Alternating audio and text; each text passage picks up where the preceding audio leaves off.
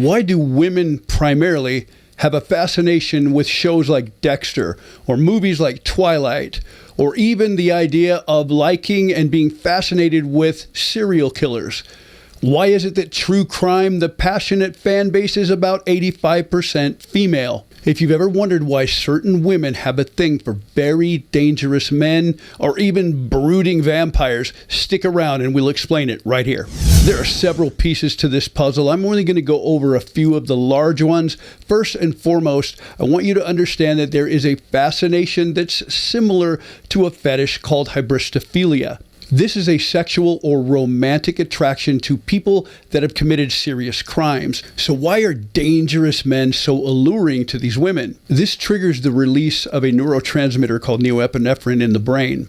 This increases arousal and attention, and it makes the deviants feel positive, and it also rewards with the release of dopamine. Some ladies feel that they're very special if they can get inside because they might be able to be the one that can love him through this or change him in some way. And some of them even see these men as fulfilling what's called a protective fantasy. In other words, they would do anything to anyone else in the world, but never with her. They're always kind to her. Think of Beauty and the Beast.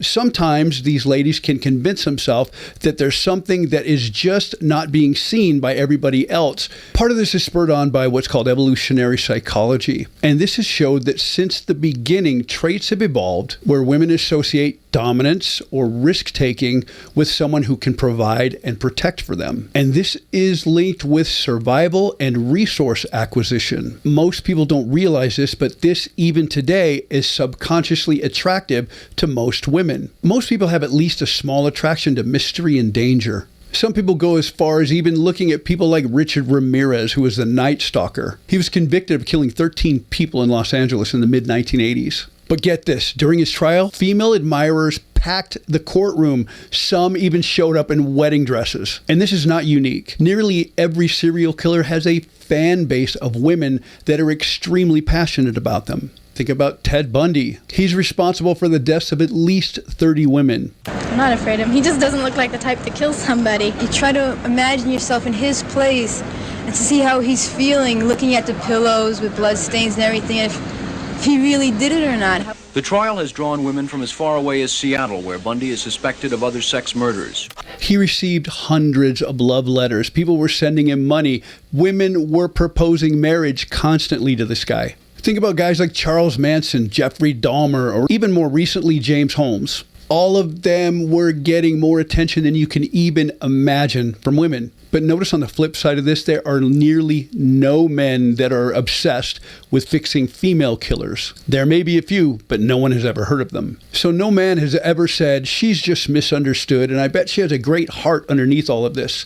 But yet women say this all the time about men who are in this position. So what's really happening when a woman falls for a guy that's basically a monster? Women have always been drawn to dominant, confident, risk-taking males. Those traits signal the ability to protect and provide, but they're also nestled in with dark triad traits. And this is your basic psychopathy, narcissism, and Machiavellianism. And people with the dark triad traits tend to dominate, manipulate, and even exploit people. Now remember that some women, as I said earlier, really feel the need to try to help. And some of them like to feel that they're special enough to reach someone that no one else could. Let me tell you about something called excitation transfer.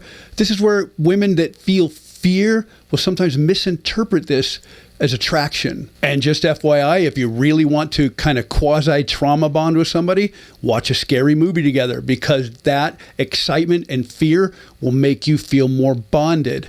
Also, go on high-risk rides like roller coasters. The same situation will happen. You will have a tighter bond with the person you went with because you experienced fear and basic quasi-trauma together.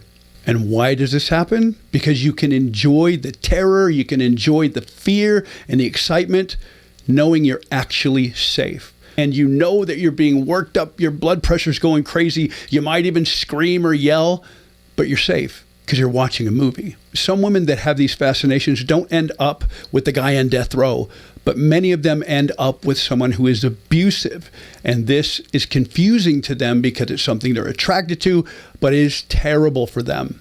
With all that said, do you know anybody that has hybristophilia or that loves the idea of dangerous guys or has a thing for movie vampires or something like that? If so, throw it in the comments section.